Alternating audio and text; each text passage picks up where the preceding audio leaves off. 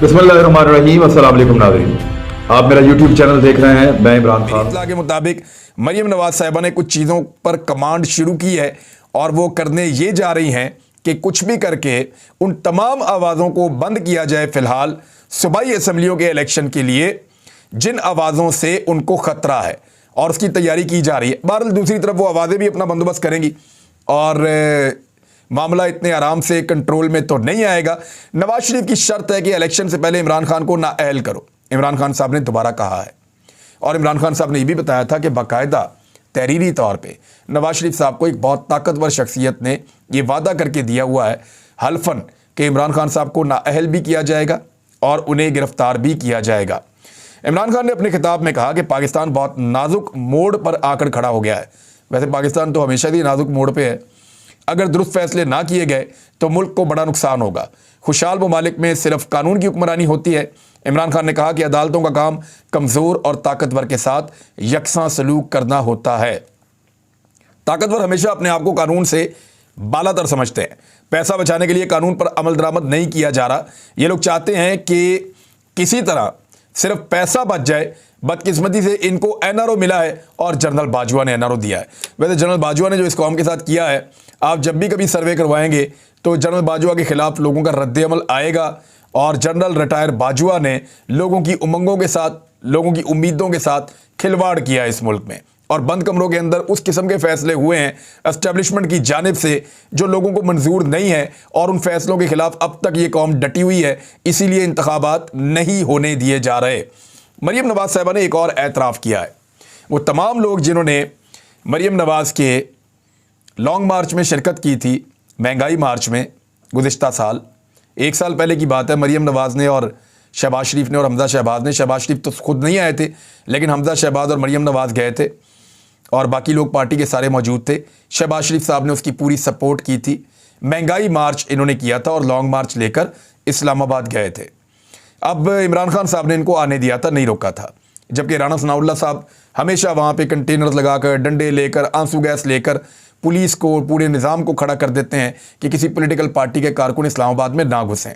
बहरहाल मरियम नवाज साहिबा ने अब जिन लोगों ने उनके साथ लॉन्ग मार्च में महंगाई के खिलाफ शिरकत की थी, उन सबको चाहिए कि मरियम नवाज साहिबा से पूछें कि वो महंगाई उस वक्त तो बहुत कम थी, आपने हमसे लॉन्ग मार्च करवा दिया और आज जब महंगाई बहुत ज़्यादा है तो अब क्या करना है। मरियम नवाज का स्टेटमेंट सुन लें और ख़ुद ही फैसला करें कि अब क्या करना है। महंगाई से रिलीफ का कोई इम्कान नहीं है। शहबाज शरीफ दिन रात मेहनत कर रहे हैं, बस ये कौम को बताना था। मरियम नवाज ने कहा कि हम ये नहीं कहते कि महंगाई नहीं है, करीब करीब कोई रिलीफ का इम्कान भी नहीं है। मुमकिन नहीं है कि महंगाई कम की जा सके। महंगाई अब रहेगी और मुस्तकबिल करीब में महंगाई रहेगी। शहबाज शरीफ दिन रात मेहनत कर रहे हैं और शहबाज शरीफ ने जिम्मेदारी दी है। नवाज शरीफ ने मुझे जिम्मेदारी दी है, शहबाज शरीफ ने मुझे जिम्मेदारी दी है। मेरी सर्जरी थी और ये जिम्मेदारी सौंप दी गई। सबकी मशावरत के साथ नवाज शरीफ ने मेरे कन्वेंशन का पूरा प्लान खुद तरतीब दिया। मेरी वापसी की तारीख का फ़ैसला भी नवाज शरीफ ने किया। यानी अब मरियम नवाज साहिबा ये भी सफाइयाँ देनी पड़ रही हैं क्योंकि पार्टी के अंदर इख्तलाफात पैदा हो चुके हैं। शाहिद खाकान अब्बासी साहब करीब करीब पार्टी छोड़ चुके हैं, उन्होंने इंदिया भी दे दिया है। मैं आपको वो खबर भी पढ़ के सुना देता हूँ, लेकिन पहले ये मरियम नवाज वाली जो मामला है इसको कर लें। मेरी सर्जरी हुई तो लंदन में 4 माह लग गए। अपोजिशन के दौर में आपके पास वक्त होता है। इस वक्त हमारा बयानिया भी मजबूत था और 4-5 साल हमारे बहुत मुतहर्रिक गुजरे हैं।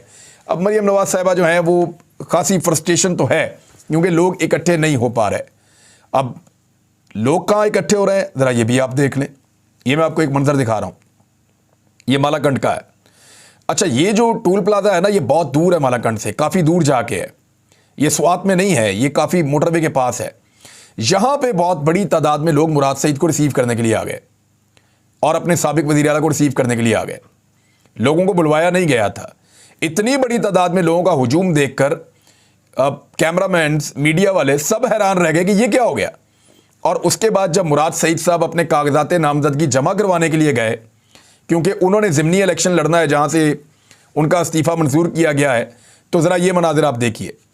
आज तक पाकिस्तान की तारीख में किसी शख्स के कागजात नामजदगी जमा करवाते वक्त इतना बड़ा हुजूम नहीं देखा गया जितना बड़ा हुजूम मुराद सईद के साथ देखा गया है।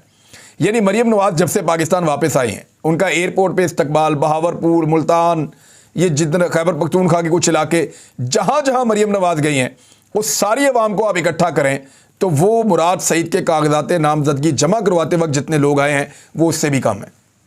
यानी ये है इस वक्त मकबूलियत का आलम कि एक मुराद सईद, एक कल का सियासतदान, वो पाकिस्तान के सबसे पुराने और बड़े सियासी खानदानों में से एक खानदान के चश्मो चराग, और इस वक्त जो पार्टी हुकूमत में है उन सबको चैलेंज कर रहा है, वो अकेला निकलता है तो इतनी बड़ी तादाद में लोग उसके साथ चलते हैं कि दूसरी पॉलिटिकल पार्टीज की लीडरशिप भी उतने बंदे इकट्ठे नहीं कर पाती। और ना वो इन लोगों को खाना खिलाता है, ना वो इन लोगों को नोट देता है, ना वो इन लोगों को गाड़ियों में भर के लाता है, ना वो इन लोगों को कोई लालच देता है। और मुराद सईद जो है वो बड़ा स्ट्रेट फॉरवर्ड सा आदमी है, लेकिन इसके बावजूद इतनी बड़ी तादाद में लोगों ने आकर साबित किया कि वो किसके बयानिए के साथ खड़े हैं और किस हद तक खड़े हैं। अब आ जाए, शाहिद खाकान अब्बासी साहब ने नून लीग छोड़ने का इंदिया दे दिया। मुस्लिम लीग नून के मरकजी रहनुमा शाहिद खाकान अब्बासी एक बार फिर फट पड़े हैं और मरियम नवाज को पार्टी सदर बनाए जाने की सूरत में नून लीग छोड़ने का इंदिया दे दिया है। फ्यूचर में होगा तो यही कि मरियम नवाज को पार्टी का सदर बना दिया जाएगा और फिर शाहिद खाकान अब्बासी साहब को नून लीग छोड़नी पड़ेगी। और अगर ना भी बनाया गया तो मरियम नवाज ही पार्टी को अब सदर बनाए या ना बनाए, एक्चुअली वही मालिक हैं इस वक्त, क्योंकि ये उनकी फैमिली की पार्टी है और फैमिली के अंदर विरासत के साथ साथ चल रही है। तो कल इसके मालिक जो हैं नवाज शरीफ साहब थे और उनके वालिद थे, फिर शहबाज शरीफ भी मालिक बन गए, फिर हमजा शहबाज भी मलकियत में आ गए। अब मरियम नवाज को इसकी मलकियत ट्रांसफ़र हो जाएगी और कल जुनैद सफदर या आगे किसी और बच्चे को ये चली जाएगी पार्टी। तो ये ख़ानदान की पार्टी है, इसकी मलकियत ऐसे ही डिलीवर होती चली जाएगी और इससे शाहिद खाकान अब्बासी साहब को गिला नहीं करना चाहिए। अब मैं पाकिस्तान के वज़ीर दिफा के बारे में आपको एक चीज़ बताऊँगा। एक अकाउंट है सोशल मीडिया का, अवाम बनाम सरकार, उसने गाली देकर साबिक वज़ीर-ए-आज़म इमरान खान साहब के बारे में एक ट्वीट किया कि उनके पाँव पे प्लस्तर चढ़ा हुआ और साथ में गाली भी दी। और पाकिस्तान के जो वज़ीर दिफा हैं ख्वाजा आसिफ साहब, उनकी ज़हनी हालत इतनी पतली हो गई है और हालात यहाँ तक पहुँच गए हैं कि उनको अपनी शिकस्त नज़र आ रही है और ये गुस्सा उनसे अब कंट्रोल नहीं हो रहा। तो उन्होंने अब ट्वीट क्या किया कि इसकी टांग से प्लस्तर उतार कर इसके मुँह पर प्लस्तर चढ़ाना चाहिए। गुफ्तगू में इतने फ्रैक्चर आ चुके हैं कि इसका नज़रिया, बयानिया या एजेंडा माजूर हो चुका है। अब ख्वाजा आसिफ इस लुच्चड़ लेवल पे क्यों पहुंच गए और उनकी ज़हनी हालत इस जगह पर क्यों है, इसका अंदाज़ा आपको इलेक्शन में हो जाएगा। अब तक के लिए इतने ही। अपना ख्याल रखिएगा, अपने चैनल का भी। अल्लाह हाफ़िज़।